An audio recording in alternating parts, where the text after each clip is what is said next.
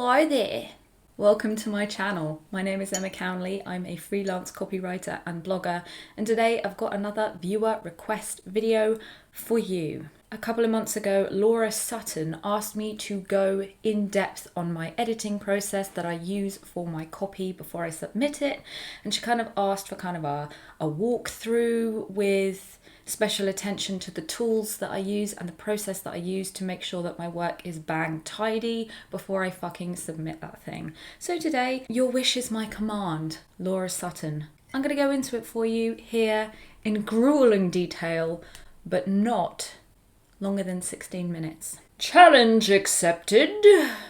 Before I give away all of my best tips and advice on how to edit your writing, I'm going to ask you to do a little something for me. Please give this video a like and subscribe to the channel. It will really help me because YouTube doesn't like my foul language. And for that reason, I'll probably never make any money from these YouTube videos. They can't put adverts. I'm not advertiser friendly. Fuck the system.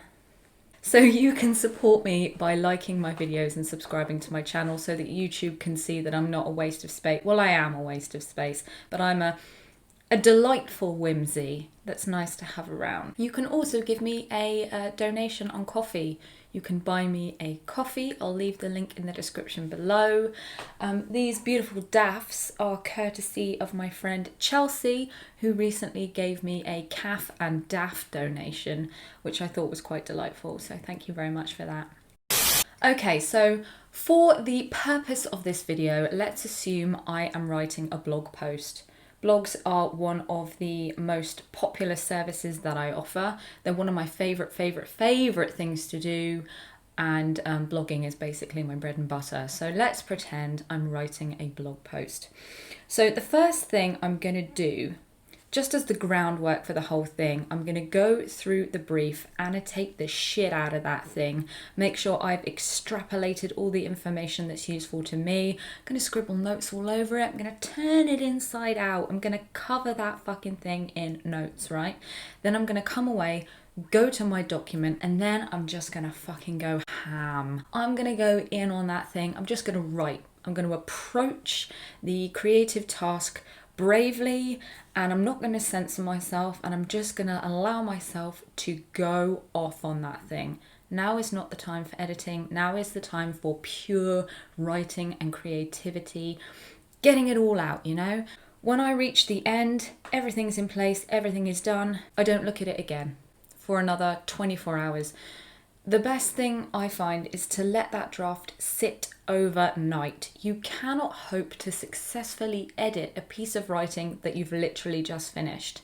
I mean, there have been plenty of circumstances where I've had no choice but to do that, but I've always found that it was very difficult to edit because there wasn't enough distance between me and the writing.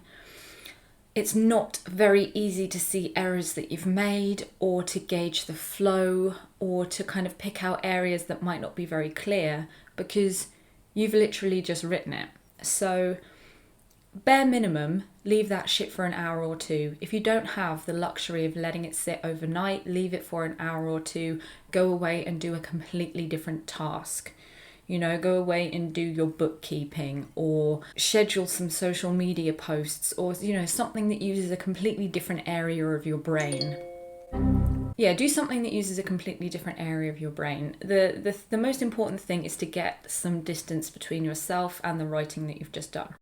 So, we've come back to the piece. We've allowed it to sit overnight.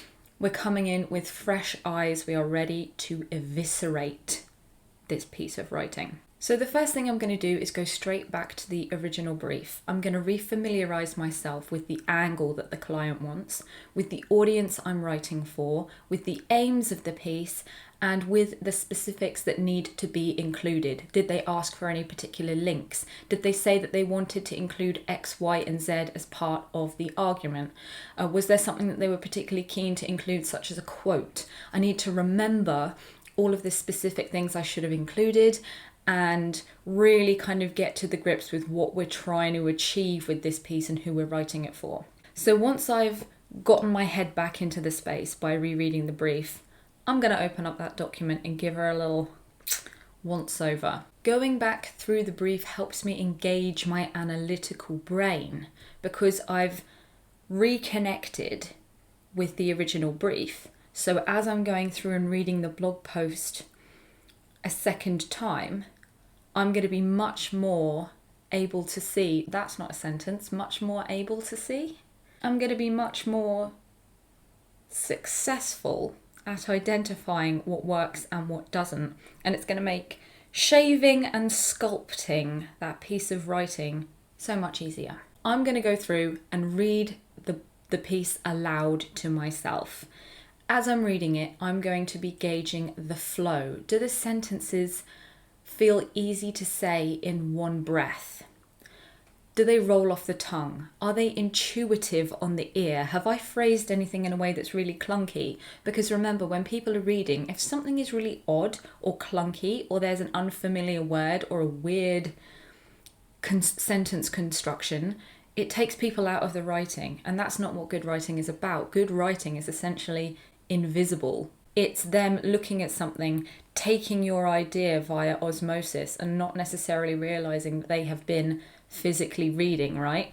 So anything that will take people away from the act of reading needs to come out. We need these sentences to be super easy to read and super clear. There can be no words with double meanings or awkward phrasing, so go through, read it aloud, make sure everything is easy to say, sounds like a person. That's, depending on the market that you're writing for, that's a really big one. The writing has to sound like something someone would actually say in a sentence. So once I've read it aloud and I'm relatively happy, then I'll work through the piece, making sure that the flow of the writing is logical, that it's intuitive, and that it's introducing all of the right sub-points seamlessly in a way that the customer, the reader, will understand. What do people need to know before they can move on to the next section? I'm going to be checking whether the paragraphs and the sentences are short and easy to read. How do they look top down when you're looking at the document? Does it look snappy and punchy? Does it look like it's going to pull people through? Are they going to look at it and think, fuck, this shit looks like War and Peace. There's no way that I'm going to sit here and read all of this because I'm a human being and I've got other things to get done with my life than read this fucking blog post. Or are they going to look at it and think, oh, this is quick. Like, this can't hurt. I'll just go through this quickly and see what there is. Check that I've included all of the links and references and specifics that the client asked for in the brief as well. Are all the links correct? Do they work? Could I be adding more? Do I need less? Things like that. And then I always like to make sure that I have finished the piece with a strong call to action. What do we want people to do? Do we want them to go through and read other articles on this blog? Do we want them to go shopping? Do we want them to contact? Do we want them to, download something? Whatever it is, make sure that they've got ample opportunity throughout the piece to investigate further. Hey, this isn't editing Emma, but it's just finished the video and realised I didn't quite touch on the subject that you asked me to touch on, Emma. So Laura specifically asked for more information on passive versus active voice when you're editing your work. Now, as I mentioned, I like to copy my writing out of whichever document I was using and paste it into Grammarly, and Grammarly will always flag when you have used passive voice over active voice. It's a super lazy way to identify it, but I don't know about you. For me, most of the time when I'm writing,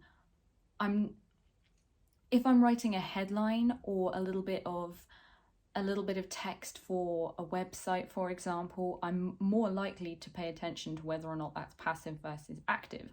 But when I'm writing a long piece of copy like a report or a blog post, I'm less likely to be thinking about, is this active or passive?